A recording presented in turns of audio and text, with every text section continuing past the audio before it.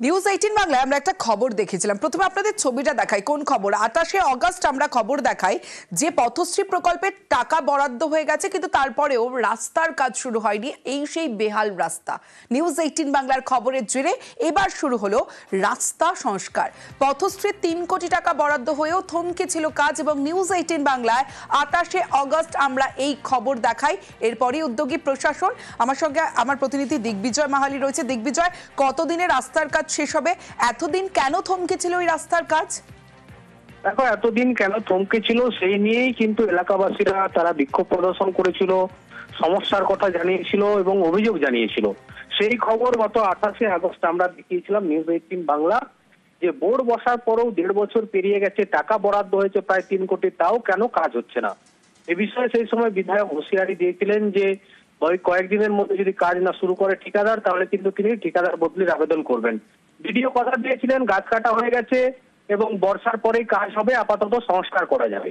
এই সমস্ত বিষয়ে এলাকার মানুষ যথেষ্ট সমস্যায় ছিল, সেই খবর আমরা তুলে ধরি বারবার। তারপরেই কিন্তু মাত্র কয়েকদিনের মধ্যেই তৎপর হয় প্রশাসন, এবং বর্তমানে সেই 6 কিলোমিটার যে রাস্তা যে বেহাল, সেখানে কিন্তু ইটের গুঁড়ি বরাদ্দ দিয়ে সংস্কারের কাজ শুরু হয়েছে, এবং আগামী দিনে এই রাস্তাটি দ্রুততার সঙ্গে পথশ্রী প্রকল্পে ঢালাই রাস্তার কাজ হবে। এতে কিন্তু এলাকাবাসী এবং জেলা পরিষদ সদস্য শেখ সবরাতি তারা কিন্তু নিউজ 18 বাংলাকে ধন্যবাদ জানিয়েছেন। আমাদের অনেকদিন রাস্তা খারাপ ছিল, দীর্ঘদিন আবেদন জানানোর পরে রাস্তার কাজ চালু হয়েছে। তবে জিসিপি এসেছে, সরানো হচ্ছে, মাল টাল পড়ছে, রাস্তাটা হবে, এটুকু শুনে আমরা খুশি। দীর্ঘদিন রাস্তা খারাপ হয়েছিল, যে তা আমাদের হচ্ছে রাস্তা কালকে থেকে কাজ শুরু হয়েছে, এবং আমাদের হচ্ছে ইট পড়ছে, এবং রাস্তায় জিসিপিতে সব মাটি সব খনন চলছে, কাজ চলবে। তো সেটা অনেক প্রতিবাদের পরে হচ্ছে, এটাই সবাই খুশি। 6 কিলোমিটার রাস্তা আজ প্রায় 1.5 বছর আগে টেন্ডার হওয়ার পরেও কিন্তু এজেন্সি কাজ করছে। আজকে উদ্যোগ নিয়ে বিজয় সাহেবের নেতৃত্বে পঞ্চায়েত সমিতির সভাপতি সহ আমরা এবং প্রধান সেই অঞ্চলের অন্যান্য নেতৃত্বদেরকে নিয়ে, এবং বিশেষ করে এজেন্সি এবং জেলার ইঞ্জিনিয়ার সাহেব শঙ্করবাবু ছিলেন, আগামী 2-3 দিনের মধ্যে কাজ আমরা স্টার্ট করব। সাথে সাথে এটাও প্রধানকে নির্দেশ দেওয়া হয়েছে একটা বোর্ড টাঙিয়ে দিতে, যাতে কোনো মেশিন ট্রলি না চলে এবং কোনো রকম বড় গাড়ি যাতে না ঢুকে। হরিণঘাটার সমবায় সমিতি আয় রাস্তা খুঁজে রোজগারের পথ দেখাচ্ছে, যা স্বীকৃতিও মিলেছে। গত বছর দেশের সেরা সমবায় সমিতির স্বীকৃতি দিয়েছে কেন্দ্রীয় সরকারের অধীনে থাকা নাবার্ড। তুলে ধরেছে মডেল হিসেবে।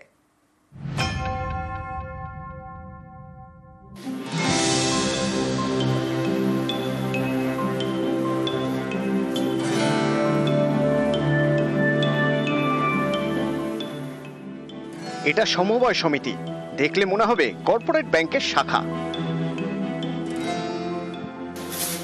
আয়ের উৎস খুঁজে লাভের মুখ দেখাচ্ছে, যা স্বীকৃতি দিয়েছে কেন্দ্রীয় সরকারের অধীনে থাকা নাবার্ড। মডেল হিসেবে দেশের সামনে তুলে ধরেছে। নদিয়ার হরিণঘাটা, এখানেই রয়েছে Nagarukhra farmers service cooperative society limited, রাজ্য সরকারের সমবায় দপ্তরের অধীনে।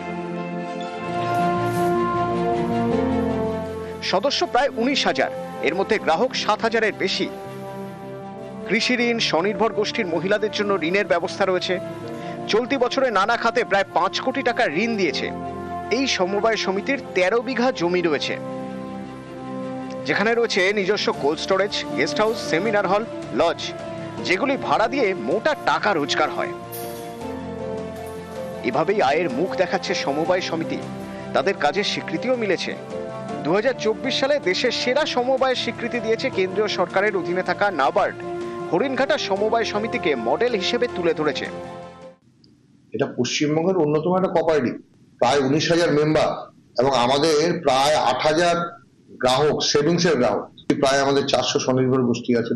নাবার্ড আমাদের একটা মডেল কোঅপারেটিভ হিসাবে আমাদের একটা স্বীকৃতি দিয়েছে। তো আসাম, ত্রিপুরা, বিভিন্ন রাজ্য থেকে সেই রাজ্যের বিভিন্ন সমবায় সমিতি, বাছাই করা সমবায় সমিতি আমাদের এটাকে ভিজিটে নিয়ে আসে। লোন নেওয়া আছে, লেনদেন করি, লেনদেন ভালো, সমস্যা হয় না টাকা পয়সা তুলতে। অনেক সুবিধা হয়েছে, ব্যবসা বাণিজ্য ভালো হচ্ছে, আগে যেরকম ছিল তার থেকে অনেক ভালো হয়েছে, পরিষেবা ভালো, পরিষ্কার ভালো। মোটামুটি জায়গাটা পরিষেবাটা ভালোই দিচ্ছে, লোন টোন নেওয়া যাচ্ছে ঠিক সঠিক মতো আসলে হচ্ছে, চাষবাসের এরা একটু ভালোই সুযোগ দিচ্ছে। যখন পরিষেবা চান তখন পরিষেবা পান। হ্যাঁ। নদিয়া থেকে রঞ্জিত সরকার, নিউজ 18 বাংলা।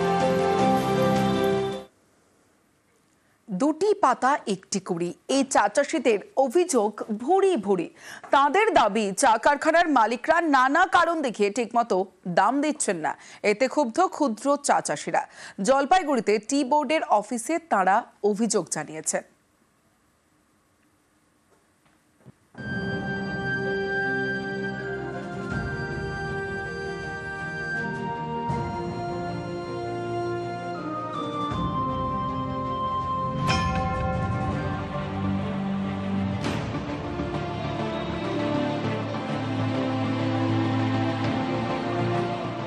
কেউ থাকেন কোচবিহারে, কেউ জলপাইগুড়িতে, সবাই ক্ষুদ্র চা চাষি। উত্তরবঙ্গে এমন প্রায় 50,000 ক্ষুদ্র চা চাষি রয়েছেন।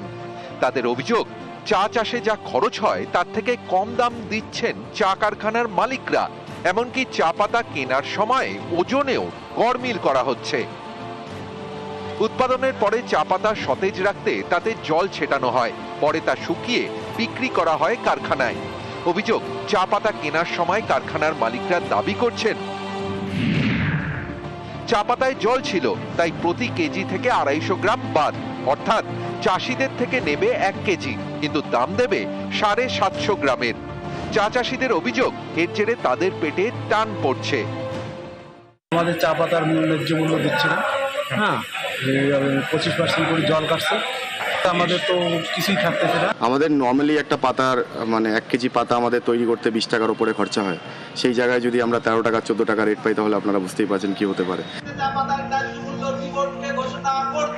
জলপাইগুড়ি টি বোর্ডের অফিসে বুধবার অভিযোগ জানান ক্ষুদ্র চা চাষিরা। চা পাতা ছড়িয়ে বিক্ষোভও দেখান। শিলিগুড়িতে আমরা ডেপুটেশন দিয়েছিলাম, কিন্তু দুঃখের বিষয় টি বোর্ডের থেকে আমরা কোনো সদর্থক উত্তর পাইনি। তো আমরা সেজন্য আজকে লাস্ট আলটিমেটাম দিতে এলাম। তাই এটা নিশ্চয়ই কোনো গোপন আঘাত আছে টি বোর্ডের সাথে। मेमोरेंडम दिया है उनका जो डिमांड है, हम ये मेमोरेंडम अभी हम लोगों का जो हायर ऑफिशियल्स है सिलीगुड़ी में उनको भेजेंगे, और उसके बाद उसके ऊपर डिस्कशन होकर हम लोग क्या फ्यूचर कोर्स ऑफ एक्शन ले सकते हैं उसके बारे में बाद में हम लोग डिसाइड करेंगे। শান্তনু কর ও রকি চৌধুরী, নিউজ 18 বাংলা।